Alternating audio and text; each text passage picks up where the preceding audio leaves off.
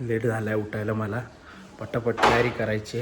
हां good morning, welcome to my blog वगैरे ते सगळं ओके.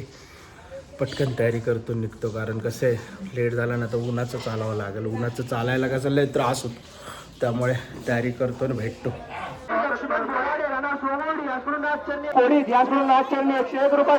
धन्यवाद. विकास जयवंत झेंडे राहणार दिवे याकडून आश्चर्य 101 रुपये जनगणना. धन्यवाद.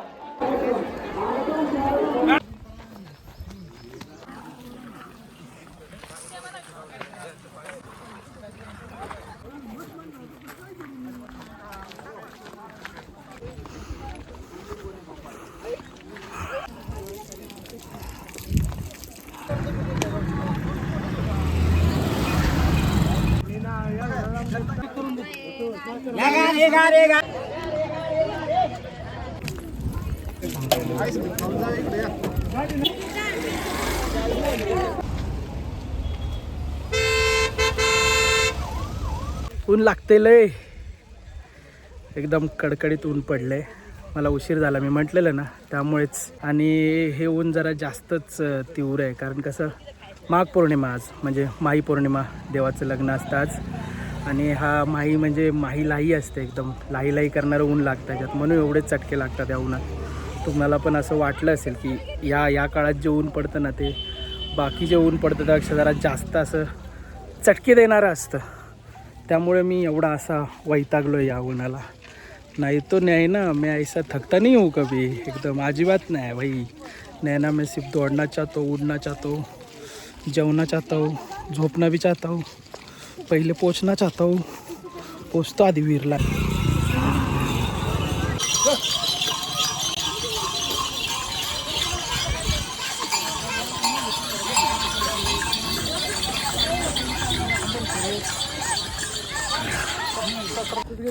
हा 5च घ्यायची बघा. इथं सगळेजण असे 5-5 दगडी उचलत आहेत.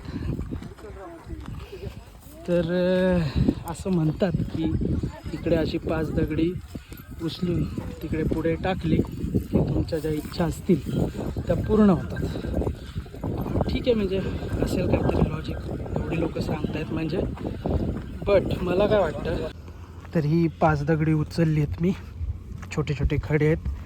आणि मी काय म्हणत होतो, म्हणजे ठीक आहे सगळ्यांनी सांगितलं आहे पहिल्यापासून, ती रीत आहे, परंपरा आहे, म्हणून उचलत आहेत लोक आणि म्हणत आहेत की सगळ्या इच्छा पूर्ण होतील. पण मला असं वाटतं की जर मी कोणाच्या तरी वाटेत, कोणाच्या काय इथूनच जाणारे पालखी म्हणजे मागून भक्त येणार आहेत, त्यांच्या वाटेत येणारे मी हे असे छोटे छोटे 5 दगड का होईना उचलून टाकले, म्हणजे मी चांगलं काम केलं. आणि जर मी चांगलं कर्म करतो आहे तर माझ्यासोबत पण चांगलंच होणार आहे, बरोबर का नाही? तर म्हणजे समजतं आहे ना लॉजिक या प्रथेमागचं. सो जर मी एकट्याने अशी 5 दगडी उचलली आहेत, तशी बऱ्याच जणांनी उचलली आणि रस्त्यातून बाजूला काढली तर पालखीचा मार्ग मोकळा होणार आहे. म्हणून एवढी दगडी जमा झाली आहेत उचलून उचलून. समजतं आहे का तुम्हाला? थेंबे थेंबे तळे साचे, 5-5 दगडी करत डोंगर बनू शकतो इथं. चला पुढे जाऊया. तर इकडे क्लिअरली कळत असेल तुम्हाला, हा वरून रस्ता आला आहे. हा खूप लॉंग कट पडतो, म्हणजे असा घाटाचा रस्ता आहे ना, हा शॉर्टकट आहे. हा जुना रस्ता आहे ॲक्च्युली, शॉर्टकट मी माझं सांगतो तुम्हाला, पण हा जुना रस्ता आहे. हा नवीन म्हणजे हा पण जुनाच झाला आहे, पण हा खूप जुना आहे, म्हणजे जेव्हापासून पालखी चालू आहे तेव्हापासून. म्हणून याच रस्त्याने येत असते, काय वरच्या रस्त्याने नाही येत नॉर्मली. चलो इथं 5 खडीला आलो आणि आपलं गाव चालू झालं आहे मित्रांनो. माझं गाव, आदर्श यादवचं गाव, यादवांची यादवाडी. हां, तर आपण पोचलो आहे यादवाडीला. आणि यादवाडी म्हणजे काय, तर हळदीच्या वड्यावर हातपाय धुवायचे, मस्त गुरांना पाणी बिणी पाजायचं, खायला द्यायचं आणि आपण पण आराम करायचा. कारण आत्ता इथपर्यंत आलो आहे, म्हणजे आपल्या जी चालू आहे पदयात्रा म्हणू शकतो आपण, जिथं चाललो आहे आपण लग्नाला, त्यासाठी जो प्रवास करतो त्याचा 75% भाग इथे पूर्ण होतो. इथून थोडंच आता 5-6 किलोमीटरच अंतर असेल आणि आपण वीरला पोचू. तर शक्यतो नॉर्मली सगळे इथे थोडा आराम करतात, निवांत पडतात, कारण पालखी ही नॉर्मली संध्याकाळपर्यंत येते. लोक दिवसभर चालत असतात, सकाळी लवकर निघतात, उन्हाचा असं त्रास वगैरे नको म्हणून, आणि लवकर पोचतात. पण काही असतात दर्दी रसिक ज्यांना असं वाटतं की पालखीसोबतच आपण गेलं पाहिजे वीरला. ती लोक मग इथे येतात, यादवाडीत थांबतात, पालखीची वाट बघतात आणि पालखीसोबत पुढे येतात. तर असा आहे विषय सगळा यादवाडीचा. आणि मी पण याच गावचा आहे, म्हणजे माझं गाव आहे, मी पण या गावचा आहे. म्हणजे दोन्ही सेमच आहे. आणि नुसतं आपल्या लग्नाला चाललं आहे, यात्रेला चाललो आहे. नेमकं काय नीट सांग ना, काय कळत नाही का? हां, तर काय आहे, मी सांगितलंच नाही पहिल्यापासून तुम्हाला. फक्त सीन कसा आहे. ओके, सो हे जे आहे वीरची यात्रा, ते म्हणजे देवाचा शाही विवाह सोहळा आहे. ओके, तर मग देव कोण, तर काशीखंडाचे काळभैरव श्रीनाथ मस्कोबा आणि माता जोगेश्वरी यांचा विवाह सोहळा आहे. तर मग मी सकाळपासून जे निघालो आहे कुडीतवरून वीरला चाललो आहे चालत. तर त्यामागे कारण असं, तर कुडीत हे देवाचं माहेर आहे आणि वीर सासर आहे. सो तिकडे लग्न होतं आहे, त्यामुळे देव कुडीतवरून वीरला जातो आणि आपण जे सगळे चालत जातो ते एक प्रकारचं वऱ्हाड आहोत. त्यामुळे आपण चाललो आहे देवाच्या लग्नाला आणि देवाचं लग्न होते म्हणून सगळे खुश आहोत. आणि असाच विषय म्हणून यात्रा होते. म्हणजे असं आपण कसं आपल्या घरी लग्न कार्य असल्यावर सगळे खुश वगैरे होतं, हे तर देवाचं लग्न आहे, त्यामुळे कसा विषय जोरात आहे. आणि आत्तापर्यंत जी लोक हा व्हिडिओ पाहत आहेत अशा सगळ्यांना मी सांगू इच्छितो की फायनली आपण वीरला पोचलो आहे आणि पटकन आता जाऊन दर्शन घेतलं पाहिजे, कारण उशीर झाल्यामुळे गर्दी झाली असणार. आणि ओव्हरऑल आता गर्दी यावर्षी बरीच दिसते, कारण टोटल बैलगाड्यांच्या संख्येत पण झपाट्याने अशी 200% वाढ झालेली मला अशी जाणवते. इथे येणारा ऑलमोस्ट प्रत्येकजण गुलाल असा उधळून असं देवाच्या पाया पडत असतो. नाथसाहेबाचं चांग भलं, सवाई साहेबाचं चांग भलं.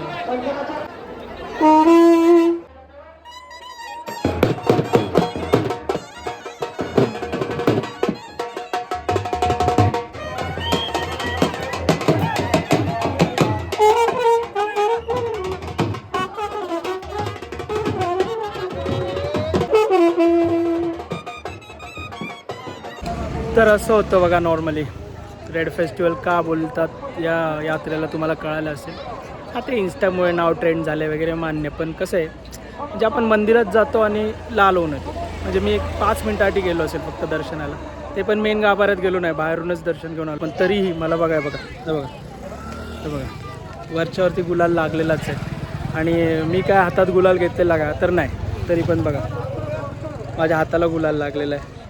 माझ्यावर कोणी गुलाल टाकला का, तर नाही, सगळे गुलाल टाकत होते देवावरती आणि तरी माझ्यावरती गुलाल आहे. त्यामुळे असा विषय वेगळाच आहे इकडं. त्यामुळे कसं आत गेलं की माणूस लालच होऊन येतो. मित्रांनो, इथे पण एक थार आहे विकायला आणि त्याच्यावरती पुन्हा एकदा दिसतंय तुम्हाला.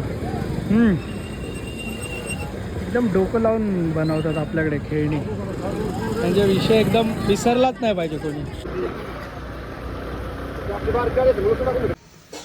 मित्रांनो, मी परत घरी आलो आहे, कारण मेडिकल रिझन्स, इमर्जन्सी काय ते मी सगळं असं डिटेलमध्ये सांगेल नंतर तुम्हाला.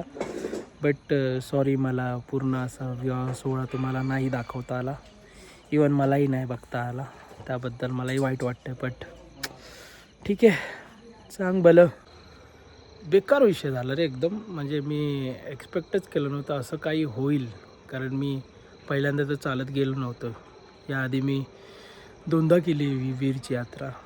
एकदा पंढरपूरची वारी पण केली, मुंबईला गणपती तिकडे तिकडे फिरत असतो, बरंच काही. पण आज जे अनुभवलं ना मी, म्हणजे अचानक माझी बॉडी एकदम स्टिफ झाली, एकदम बेकार. सगळे मसल्स असे आकसून गेलेले, नुसतं बॉडी पेन होतं. तर जातानाच का म्हणजे यादवाडीपर्यंत मी पोचलो, त्यानंतर तर इतका त्रास व्हायला लागला मला. मी मग जे इतका हळूहळू चालत होतो की म्हणजे यादवाडीनंतर मी कोणाला असं ओव्हरटेकच नाही केलं चालताना, सगळे माझ्या पुढे जात होते. म्हणजे फक्त 6 किलोमीटर जायला मला 2 ते 2.5 तास लागले आणि तेवढा हळूहळू चालत गेलो, कारण मी विचार केला एवढ्या जवळ आलो आहे तर जाऊ आपण, बघू होईल ठीक. मी पण एकदा वीरला पोचलो मी आणि नंतर एका पॉईंटला एवढा घाण म्हणजे अडकलो ना मी, की 1 मिनटं असा क्रॅम्प होता माझ्या बॉडीमध्ये, पूर्ण बॉडी, असं नाही एखादा पर्टिक्युलर मसल वगैरे. आणि मला हलताच येत नव्हतं. नंतर नंतर तर इथून असं असं असं पण असं दुखत होतं.